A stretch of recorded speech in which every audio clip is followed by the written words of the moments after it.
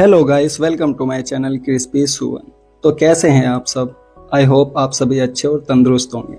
आज हम बनाने जा रहे हैं कुछ यूनिक रेसिपी, नहीं बहुत ही इजी और आसान रेसिपी, चिली पटेटो। आप सभी ने कहीं ना कहीं खाई होगी, किसी ने रेस्टोरेंट में तो किसी ने स्ट्रीट पर। तो चलिए स्टार्ट करते हैं। इसके लिए मैंने लिए हैं 3 आलू। तीनों आलूओं को छील लेंगे, साफ कर लेंगे। इसमें सबसे मेन इंग्रेडिएंट आलू ही है। अब इसमें हमें आलू कौन सा लेना चाहिए, ये देखने वाली बात है। हमें इसमें आलू लेना है स्टार्च फ्री, और स्टार्च फ्री आलू आता है जैसे कि पहाड़ी आलू हुआ, इंदौरी आलू हुआ। अब वो आलू ले सकते हैं, उनमें स्टार्च बहुत ही कम होता है। लेकिन ये जो मैंने आलू लिया था इसमें स्टार्च बहुत ही ज़्यादा था। जब मैं इसे साफ करूँगा तो आप देख पाएंगे कितने ज़्यादा बबल और पानी डर्ट से भर गया था।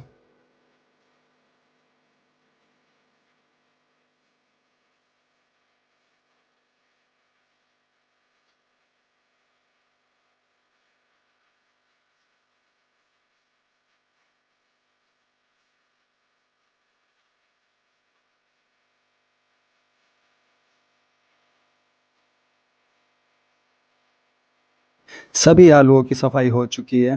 दूसरी चीज़ आती है इनकी शेप। इनकी शेप के लिए आप दोनों तरफ से इक्वली कट कर लेंगे।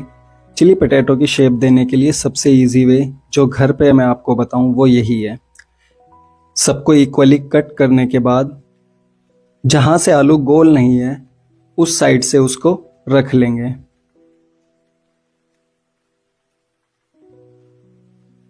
ऐसे ही। और अब इसे चिली पटेटो की शेप दे देंगे। सबसे इजी वे यही है, देखिए। ऐसे ही जो बाकी के आलू हैं उन सभी को भी चिली पटेटो की शेप ऐसे ही हम दे देंगे। तीनों आलूओं में हमें सेम करना है।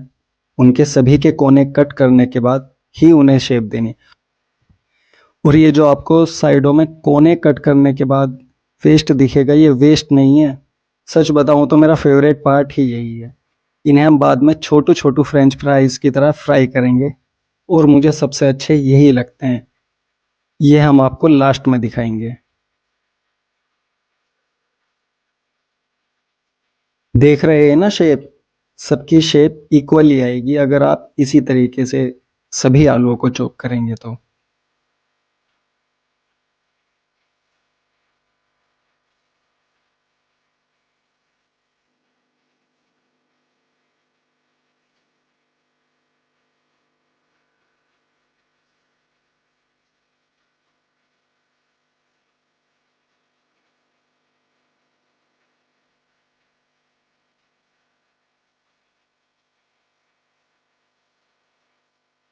हमारे सभी आलू चॉप हो चुके हैं। अब बारी आती है हमारी छुटकू छुटकू से फ्रेंच फ्राइज की। जी हाँ, मुझे सबसे अच्छे यही लगते हैं, और इन्हें हम चिली पटेटो में ना डालकर सिर्फ फ्राई करके खाएंगे, एक अच्छा सा मसाला डालकर। तो चलिए इन्हें भी चॉप कर लेते हैं। अब हमारा नेक्स्ट स्टेप है इन्हें धोना। जी हाँ, देखिए इनमें स्टार्च बहुत ही ज़्यादा थी। तो ये मैंने कई कई बार पानी में साफ़ किए हैं जब तक इनका पूरा स्टार्च साफ़ नहीं हो गया है। इन्हें बहुत ही अच्छे से साफ़ करना है, स्टार्च इनमें ना रहे।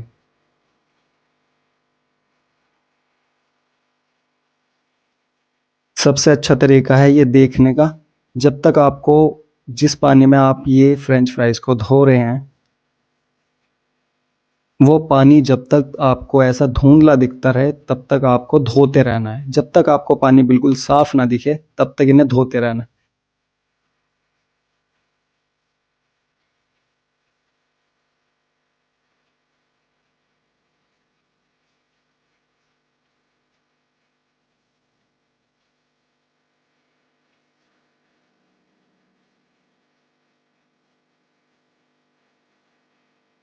सभी फ्रेंच फ्राइज साफ हो चुके हैं।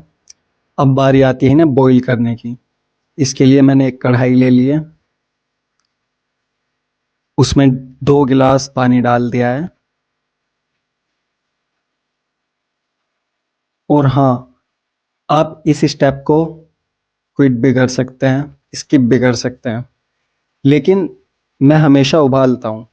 वो सिर्फ इसलिए, अगर हम उबालेंगे नहीं तो जब हम इन्हें फ्राई करेंगे तो अंदर से बहुत ज़्यादा ये सूख जाते हैं, ड्राई हो जाते हैं, क्योंकि हमें ज़्यादा पकाने पड़ते हैं। लेकिन ये यहाँ पे आधे से ज़्यादा पहले ही कुक हो जाएंगे, तो हमें वहाँ पे ज़्यादा फ्राई नहीं करना पड़ेगा और इनके अंदर का मॉइस्चर बना रहेगा। और ध्यान रखें, हमें ये ज़्यादा भी बॉईल नहीं करना है, सिर्फ हल्के गर्म पानी में आधा उबाल लाना है। उबाल पूरा भी नहीं लाना है, सिर्फ आधा ही लाना है। ये उतने में ही बहुत अच्छे से कुक हो जाएंगे।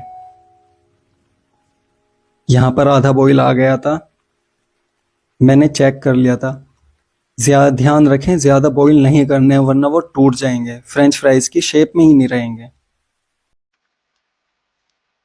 सभी आलू बॉईल हो जाने के बाद किचन टॉवल पे सुखा लेंगे इनका सारा मॉइस्चर, क्योंकि नेक्स्ट स्टेप इन्हें फ्राई करना है। सभी के सभी आलूओं को निकाल लेंगे, बड़े ही ध्यान से, टूटे ना, क्योंकि इस स्टेज पर आके ये बहुत ज़्यादा टूटने लगते हैं, क्योंकि हमें पता नहीं रहता कितने बॉईल हुए हैं और कितने नहीं।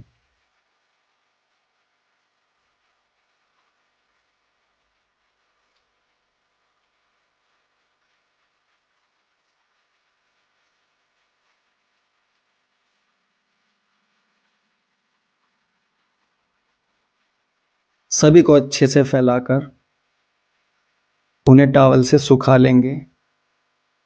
मैं ढक के प्रेस कर रहा हूँ, लेकिन ज़्यादा प्रेस नहीं करना है, वरना उनका हलवा बन जाएगा। मैं बहुत ही आराम से प्रेस कर रहा हूँ ताकि उनका मॉइस्चर टॉवल में आ जाए।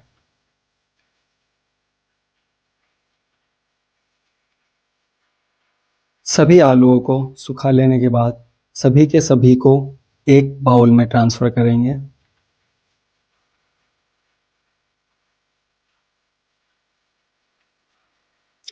और इसमें थोड़ा सा मैं नमक डाल रहा हूँ, और नमक को मिलाने के बाद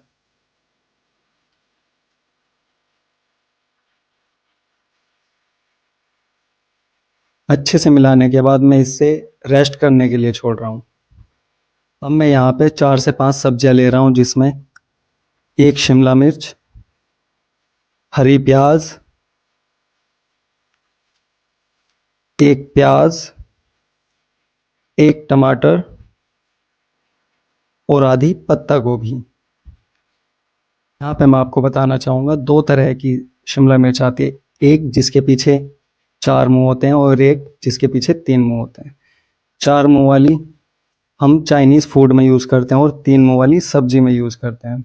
ये चाइनीज़ फूड है, तो यहाँ पे हम 4 मुंह वाली यूज़ कर रहे हैं। सबसे ईजी वे है, दोनों तरफ से पीछे का हिस्सा कट कर लेंगे और बीच में से ईजीली जो इसके बीज हैं वो रिमूव कर देंगे। हमें यहाँ पे सारी चॉपिंग लंबी लंबी करनी है, तो हम इसे लंबा लंबा यहाँ पे काट लेंगे।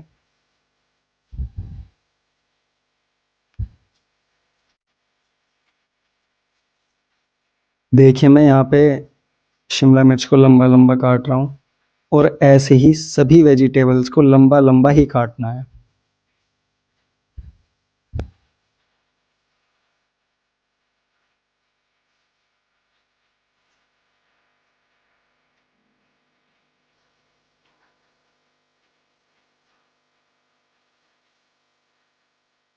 सारी शिमला मिर्च को काटने के बाद अब बारी है प्याज की। मैं यहाँ पे प्याज का पहले छिलका निकाल लेता हूँ।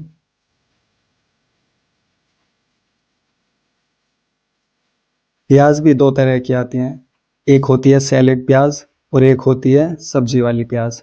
ये सैलेड प्याज का मैं यूज़ कर रहा हूँ, जो कम लाल होती है और कम तीखी भी होती है। लाल प्याज आंखों में पानी ला देती है, क्योंकि वो तीखी ज़्यादा होती है।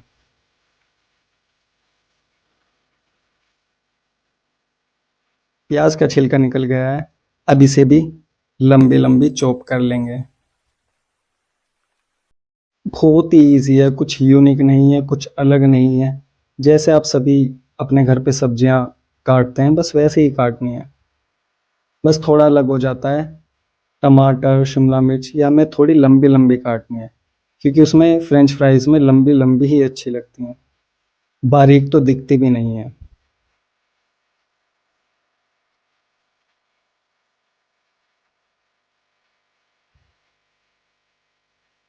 यहाँ पर हमारी प्याज भी चॉप हो चुकी है। अब बारी है हमारे टमाटर की।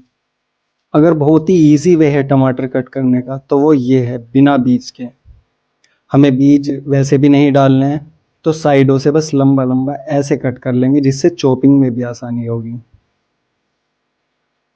देखिए हमारा ठीक ठाक और साफ टमाटर निकल चुका है बिना बीज के, और बहुत ही जल्दी भी।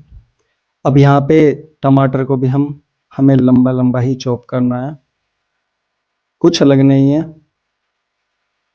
जैसे बाकी सब्जियां चॉप की हैं लंबी लंबी, ऐसे ही इसे भी काट लेंगे।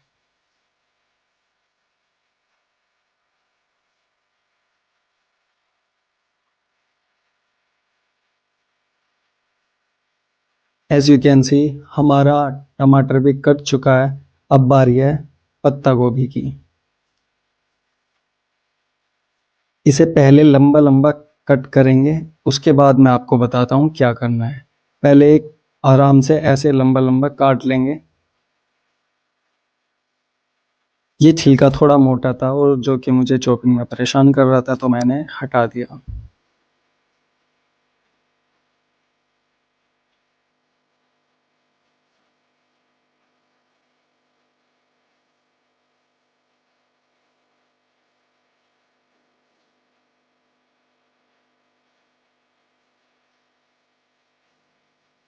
ऐसा लंबा लंबा काट लेने के बाद अब बारी है हमारे बड़े चाकू की,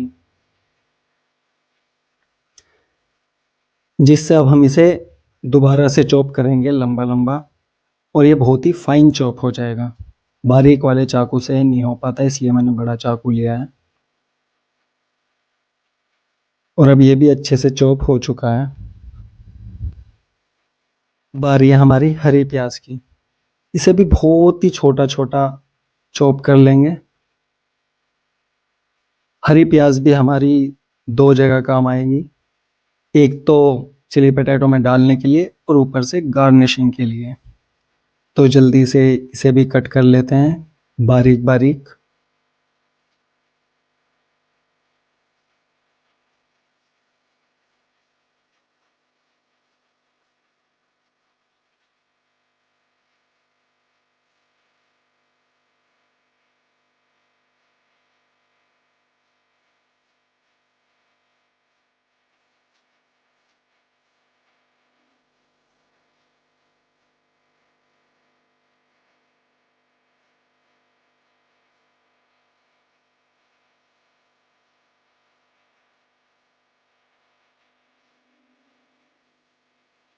हमारी ग्रीन ऑनियन भी चॉप्ड हो चुकी हैं। अब हमारे रेस्ट कर रहे आलूओं को निकाल लेंगे, और इसमें 1.5 से 2 चम्मच मैदा और आधा चम्मच मैं डाल रहा हूँ कॉर्नफ्लावर। इसी के साथ आधा चम्मच नमक।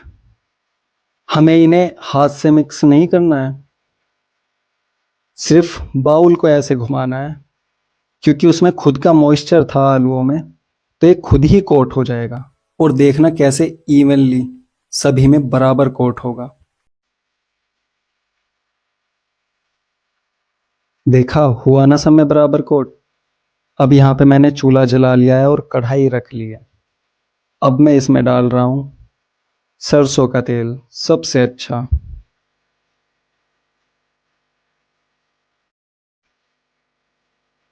यहाँ पर ऑयल थोड़ा सा हीट हो गया था, तो मैंने एक फ्रेंच फ्राइज डालकर देखा तेल पूरा हुआ है या नहीं। लेकिन तेल यहाँ पे पूरा गर्म नहीं हुआ था, तो मैंने निकाल लिया था। लेकिन यहाँ पे तेल पूरा गर्म हो गया था, तो मैं यहाँ पे फ्राई कर रहा हूँ अपने फ्रेंच फ्राइज। आप सोच रहे होंगे मैं इन्हें बार बार फ्रेंच फ्राइज क्यों बोल रहा हूँ। जब तक हम इन्हें सॉस में नहीं डालेंगे तब तक फ्रेंच फ्राइज ही रहेंगे। और अगर आपको चिली पटेटो नहीं पसंद है, तो फ्रेंच फ्राइज की रेसिपी तो उससे भी आधे से भी आसान है, जो कि ये आपके सामने है। जी हाँ, चिली पटेटो पूर्ण रूप से बनने से पहले वो फ्रेंच फ्राइज ही होते हैं, और दोनों की रेसिपी फ्राई होने तक सेम ही होती है। इन्हें आप सॉसेस में और उसकी ग्रेवी में नहीं डालेंगे, तो ये फ्रेंच फ्राइज ही तो रहेंगे।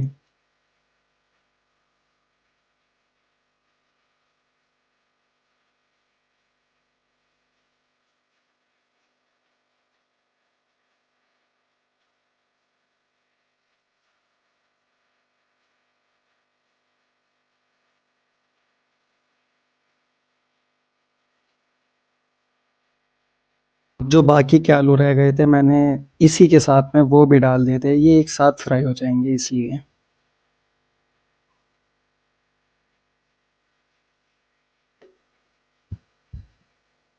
आप इन्हें एक ही बार भी फ्राई कर सकते हैं और दो बार भी फ्राई कर सकते हैं। मेरी मानिए तो दो बार फ्राई करना, पहले हाफ कुक करना, फिर दूसरी बार ऑयल को फुल हीट पे करने के बाद कुक करना। यहाँ पे जब तक वो फ्राई हो रहे हैं, यहाँ पे मैं ले लेता हूँ एक पैन में ऑयल, अपनी ग्रेवी बना लेते हैं। हमारी सारी सब्जियां जो हमने काट के रखी थी एक साथ डाल देंगे और सबको फुल हीट पर ही फ्राई करना है, जलाना नहीं है, सिर्फ हल्का सा सॉफ्ट होने देना है सब्जियों को। चाइनीज कुकिंग सारी की सारी फुल हीट पर ही होती है और हमें रेस्ट नहीं करने देना होता, सब्जियों को चलाते रहना होता है ताकि वो सबसे इक्वली कुक हो। देखिए जब तक गैस चलेगा मेरा हाथ बिल्कुल भी नहीं रुकेगा, आपको भी यही करना है। सारी की सारी वेजिटेबल्स इक्वली ही कुक होंगी ऐसे।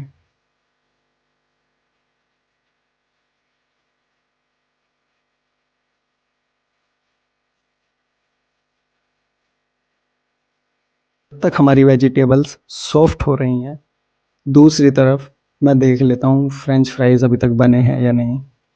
एक ट्राई करके देखा था, अच्छे से बन तो गया था लेकिन पूरा कलर नहीं आया था, तो मैंने उन्हें बनने के लिए छोड़ दिया। यहाँ पे मैं डाल रहा हूँ नमक, मैगी मसाला, रेड चिली पाउडर, इनको भी अच्छे से मिक्स कर लेंगे।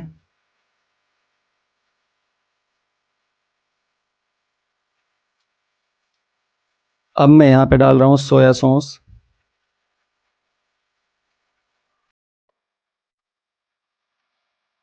विनेगर,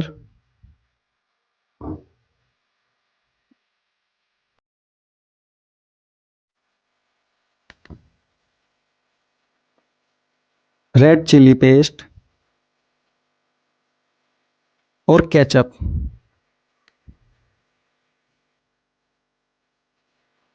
इन सबको अच्छे से मिक्स कर लेंगे और अपनी अच्छी सी ग्रेवी बना लेंगे। मैं यहाँ पे ओरिगेनो और चिली फ्लिक्स डालना भूल गया था, तो मैंने वो भी डाल दिया है अब।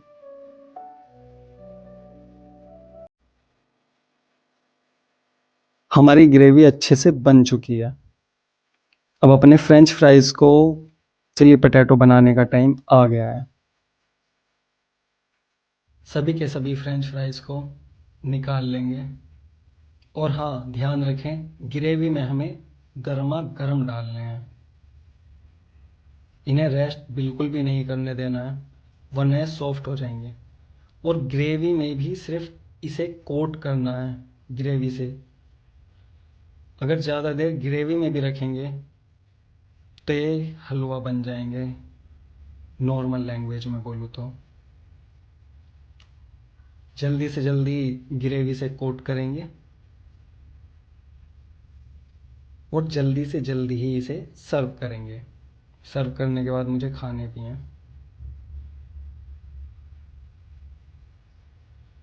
तो मिक्स हो गए हैं और अब बारी है इन्हें सर्व करने की। तो मैं इसकी गार्निशिंग कर रहा हूँ ग्रीन ऑनियन, हरी प्याज और हिंदी में बोले तो तिल के साथ। ये रहे हमारे तिल। आप भी अपने घर पे ट्राई करना और मुझे ज़रूर कमेंट में बताना आपने कैसे बनाए। मेरे वाले तो बहुत अच्छे बने थे, मुझे तो अच्छे लगे थे। आप बताना आपको कैसे लगे आपके बनाए हुए। अरे रुकिए रुकिए जाइए मत, हमारे छोटू छोटू से फ्रेंच फ्राइज़ को आप कैसे भूल सकते हैं, जो कि मेरे फेवरेट हैं। मैंने इसमें मिलाया है पेरी पेरी मसाला और ये बहुत स्वाद थे।